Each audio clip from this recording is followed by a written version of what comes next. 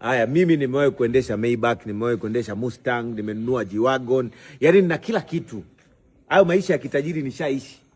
Sasa wewe unafurahia eti mimi kukosa Maybach au kukosa Mustang. Wewe si fala kabisa. Alafu mimi ndo kijana mwenye ushawishi kuliko kijana yoyote Afrika.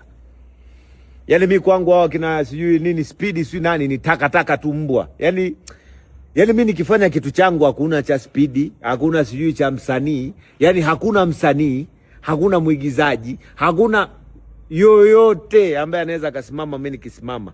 Mimi nikisimama au nikifika popote wanajua mwamba kafika.